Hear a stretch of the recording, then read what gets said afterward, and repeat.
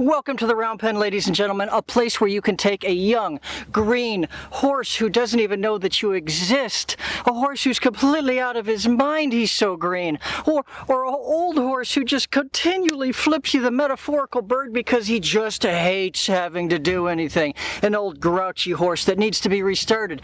You can bring either type of horse into the RoundPen and you can transform that horse. You can turn that same horse into a horse that will lead beside you with respect and deference, a horse that can be caught out in the field. Better than that, a horse that will actually turn and come to you on cue at a walk, a trot, even a lope. Now how cool is that? But above all, the RoundPen is the place that you begin to start making a great riding horse.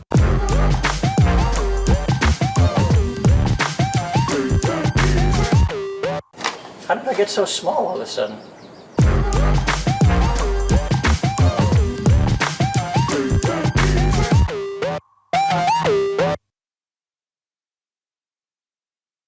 So bring your horse to the RoundPen, turn it loose, walk to the opposite side of that RoundPen and take a good look at that horse. Because today marks a very big day for the both of you. This is the day when you begin to turn that horse's automatic no's at every request you make into automatic yeses. We do this by capitalizing on the simple fact that nature has programmed the horse to understand that whoever causes the other to move his feet is the boss. So when you get your horse to start moving his feet while you stand planted in the middle of the RoundPen, the horse begins to think to himself, hey, maybe I'm not the one calling the shots here.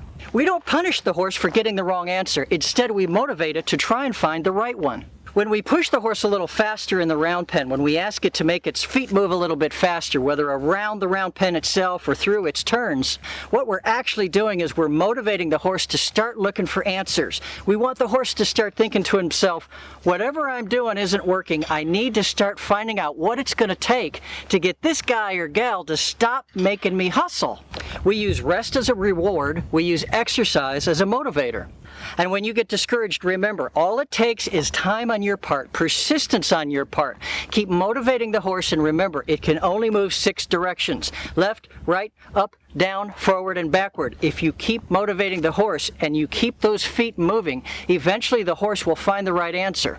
And yes, you can do absolutely everything that you'll see here in the RoundPen. Everything I explain you can do with your horse attached to you via lunge line.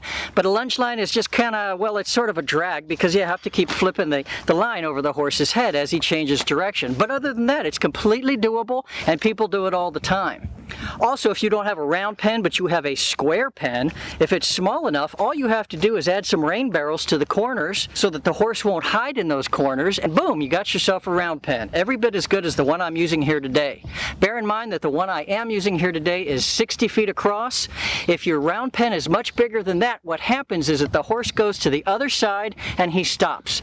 And then you go to the other side and he goes to the opposite side again and he stops again. And then you play a little game of tag where the horse learns that he can beat you from one side to the other and he can take a little rest. What you learn is that you're going to have a heart attack if you don't figure out something different, and that something different is to make a smaller RoundPen. This one is 60 feet across. Yes. Take 2. No, there are no age restrictions in the RoundPen. However, you have to A, know that your horse is healthy enough to be doing this. So if you have any questions, ask your vet. Number 2, yes, you can train a foal in the RoundPen. You can do everything you see here, everything I'm going to explain, you can do with a foal or a weanling in the RoundPen. But understand that a very young horse, its lungs haven't developed fully yet, and so if you push it too hard, you can damage it for life. So factor accordingly.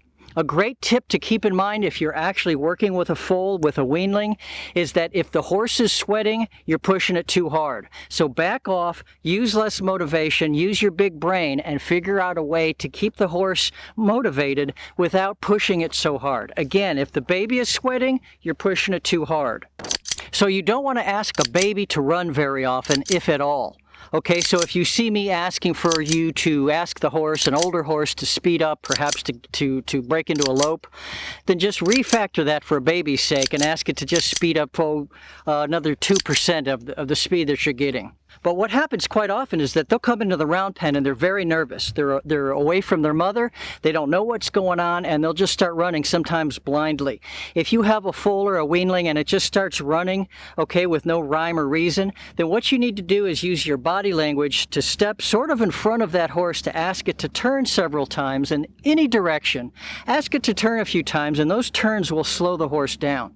Be real businesslike in your moves, be very relaxed and as a matter of fact, and do what you can to just keep everything nice and calm. Occasionally you can apply a little bit of motivation by asking the horse to pick up a lope, but by and large, almost all the time with a very young horse, you're going to be working at a walk or a trot. And keep our rule in mind. If the foal or the weanling breaks into a sweat, just tell yourself you're pushing it too hard, take a break, and when you start again, make sure that you apply less pressure on that horse.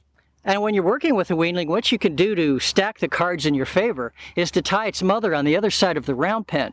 Now, not only will that pacify the horse because his mother is close, but also when you begin teaching the horse to do its turns, the mother on the other side of the round pen will act as a magnet and draw the baby toward it.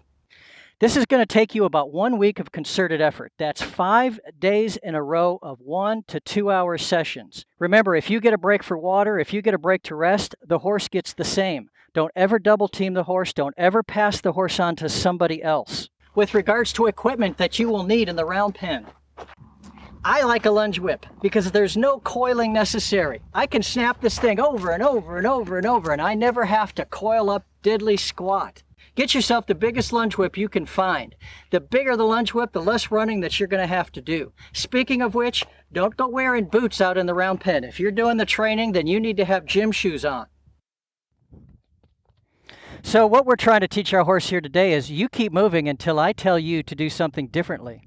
At first, it's going to look in this very first step as if the horse is round penning you, because you are going to have to hustle to keep that horse moving in the correct direction at the right speed. But of course, here in this very first step, we want to change that. What we want to be able to do by the end of this first lesson is for you to be able to stand in the center of the round pen as the horse travels around the perimeter of the round pen at a speed and direction you choose for as long as you choose. You're going to have to move around a whole lot, especially when you first begin. But every chance you get, you need to continually try to get yourself back to the center of the pen. Because again, the whole goal here is for you to be standing in the center of the pen as the horse does the revolutions. So later, when we're riding the horse, we want to be able to say trot or cue the horse to trot, and it just stays in a trot. Because when was the last time you said trot, trot, trot to your horse? You don't. You ask it to trot one time, and it trots until you tell it to do something differently. Well, you begin to teach that idea to the horse, do A until I tell you to do B, here in the round pen. When you ask the horse to pick up a trot and trot to the left around the round pen until you ask it to turn to go to the right around the round pen, that's what you're teaching the horse. Do A until I tell you to do B. So the very first thing you're going to do in round penning, the very first step is to get the horse into the round pen and turning to the left.